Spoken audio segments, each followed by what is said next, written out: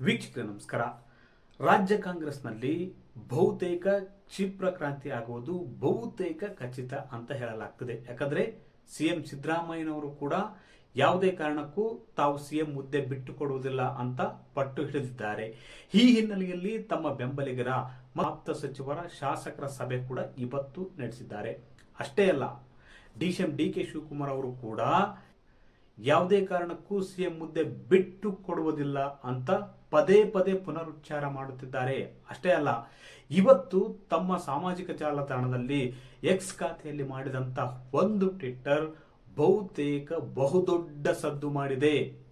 ಡಿ.ಕೆ ಶಿವಕುಮಾರ್ ಅವರು ಮಾಡಿದಂತಹ ಒಂದು ಪೋಸ್ಟ್, ಸಾಮಾಜಿಕ ಜಾಲತಾಣದ ಖಾತೆಗಳಲ್ಲಿ ಮಾಡಿದಂತಹ ಒಂದು ಪೋಸ್ಟ್ ಬಹುತೇಕ ಅಲ್ಲೋಲ ಕಲ್ಲೋಲ ಉಂಟು ಮಾಡಿದೆ.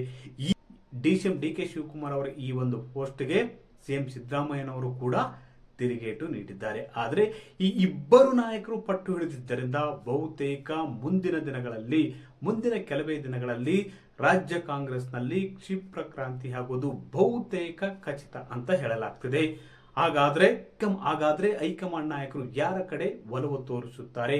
ಡಿ.ಕೆ ಶಿವಕುಮಾರ್ಗೆ ಸಿಎಂ ಪಟ್ಟ ಕಟ್ತಾರಾ ಅಥವಾ ಸಿಎಂ ಸಿದ್ದರಾಮಯ್ಯ ಅವರನ್ನೇ ಮುಂದುವರಿಸುತ್ತಾರಾ?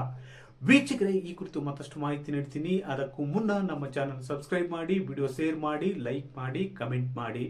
ನೋಡಿ, ಇವತ್ತು ಕಾಂಗ್ರೆಸ್ನಲ್ಲಿ ಡಿ.ಕೆ ಶಿವಕುಮಾರ್ ಮತ್ತು ಸಿಎಂ ಸಿದ್ದರಾಮಯ್ಯನವರು ಮಾಡಿದಂತಹ ಒಂದೊಂದು ಟ್ವೀಟ್ಗಳು ಬಹುತೇಕ ಕಾಂಗ್ರೆಸ್ನಲ್ಲಿ ಸಂಚಲನ ಉಂಟು ಮಾಡಿವೆ.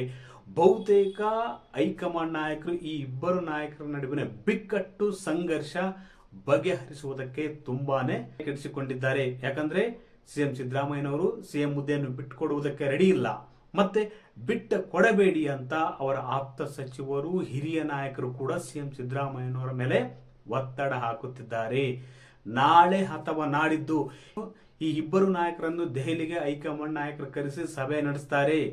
ಇದಕ್ಕೂ ಮುಂಚೆ ಇವತ್ತು ಬೆಳಗ್ಗೆ ಸಿಎಂ ಸಿದ್ದರಾಮಯ್ಯನವರು ತಮ್ಮ ಆಪ್ತ ಸಚಿವರ ಹಿರಿಯ ನಾಯಕರ ಸಭೆ ನಡೆಸಿದ್ರು. ಈ ಸಭೆಯಲ್ಲಿ ಸಿಎಂ ಸಿದ್ದರಾಮಯ್ಯನವರ ಆಪ್ತರು ಯಾವುದೇ ಕಾರಣಕ್ಕೂ ನೀವು ಸಿಎಂ ಹುದ್ದೆ ಬಿಟ್ಟು ಕೊಡಬೇಡಿ, ಮುಂದುವರಿಕೆಗೆ ಪಟ್ಟು ಹಿಡಿಯಿರಿ. ಯಾಕಂದ್ರೆ ತಮ್ಮ ಹೈಂದ ವರ್ಗ ತಮ್ಮ ಮೇಲೆ ನಂಬಿಕೆ ಇಟ್ಟು ಆಯ್ಕೆ ಮಾಡಿದೆ. ಯಾವುದೇ ಕಾರಣಕ್ಕೂ ಹೈಕಮಾಂಡ್ ನಾಯಕರು ಮಾತು ಕೊಟ್ಟಿಲ್ಲ, 2 ವರ್ಷದ ಬಳಿಕ ಚೇಂಜ್ ಮಾಡ್ತೀವಿ ಅಂತ. ಹೀಗಾಗಿ ನೀವು ಮುಂದುವರಿಕೆಗೆ ಪಟ್ಟು ಹಿಡಿರಿ ಅಂತ ಅವರ ಆಪ್ತ ಸಚಿವರು ಸಿಎಂ ಸಿದ್ದರಾಮಯ್ಯನವರಿಗೆ ಒಂದು ಸಲಹೆ ಸೂಚನೆ ಕೂಡ ಕೊಟ್ಟಿದ್ದಾರೆ. ಅದೇ ರೀತಿ ಡಿ.ಕೆ ಶಿವಕುಮಾರ್ ಇವತ್ತು ಬೆಳಿಗ್ಗೆ ಮಾಡಿದಂತ ಒಂದು ಪೋಸ್ಟ್ ಇದೆಯಲ್ಲ, ತಮ್ಮ ಖಾತೆಯಲ್ಲಿ ಮಾಡಿದಂತ ಒಂದು ಪೋಸ್ಟ್ ರಾಜ್ಯ ಕಾಂಗ್ರೆಸ್ನಲ್ಲಿ ಅಷ್ಟೇ ಅಲ್ಲದೆ ದೇಶದಲ್ಲಿ ಕೂಡ ಬಹುದೊಡ್ಡ ಸದ್ದು ಮಾಡ್ತಿದೆ.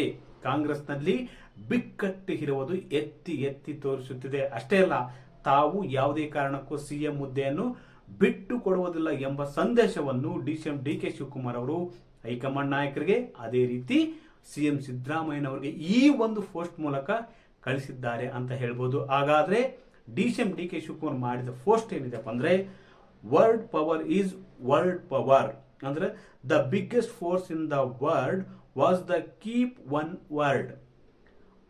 Be it a judge, president or anyone allies, including myself, everyone has to walk to talk.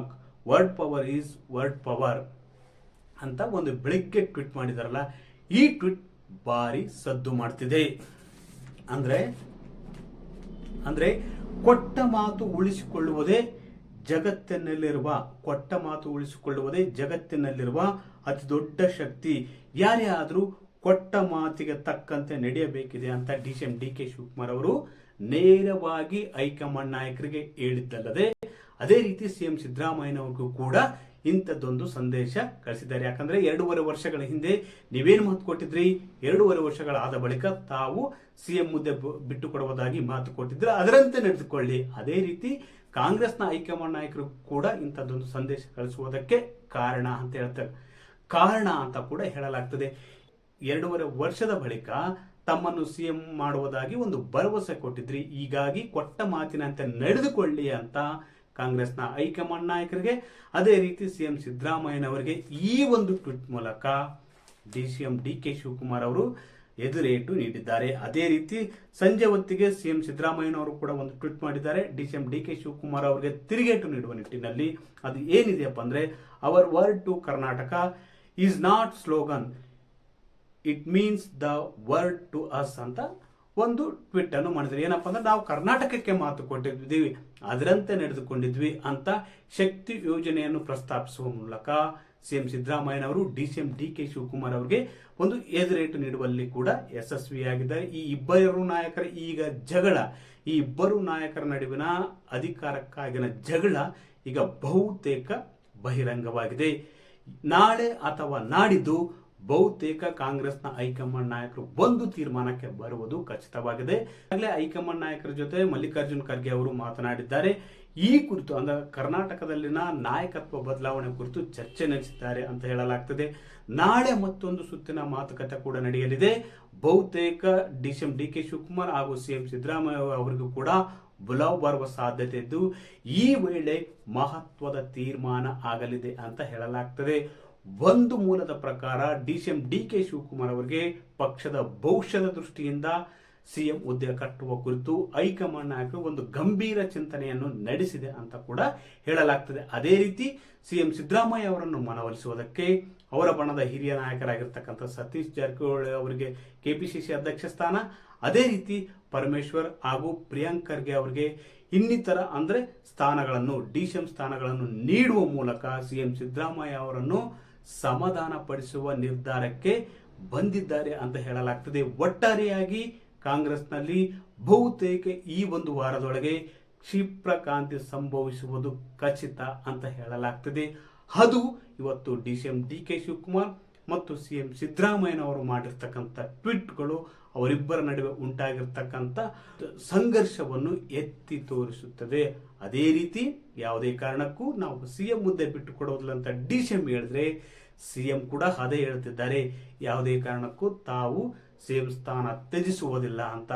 ಒಟ್ಟಾರೆಯಾಗಿ ಕಾಂಗ್ರೆಸ್ ಹೈಕಮಾಂಡ್ ನಾಯಕರು ಇನ್ನೆರಡು ದಿನಗಳಲ್ಲಿ ಒಂದು ಮಹತ್ವದ ತೀರ್ಮಾನಕ್ಕೆ ಬರುವುದಂತೂ ಗ್ಯಾರಂಟಿ. ಈಗಾಗಲೇ ಒಕ್ಕಲಿಗ ಸಮುದಾಯದ ನಾಯಕರು ಮತ್ತು ಸ್ವಾಮೀಜಿಗಳು ಮತ್ತಿತರ ನಾಯಕರು ಕೂಡ ಹೈಕಮಾಂಡ್ ನಾಯಕರ ಮೇಲೆ ಒತ್ತಡ ಹೇರುವ ತಂತ್ರವನ್ನು ಈಗಾಗಲೇ ಮಾಡುತ್ತಿದ್ದು, ಬಹುತೇಕ ಇನ್ನೆರಡು ದಿನಗಳಲ್ಲಿ ಹೈಕಮಾಂಡ್ ನಾಯಕರ ತೀರ್ಮಾನ ಹೊರಬೀಳಲಿದೆ.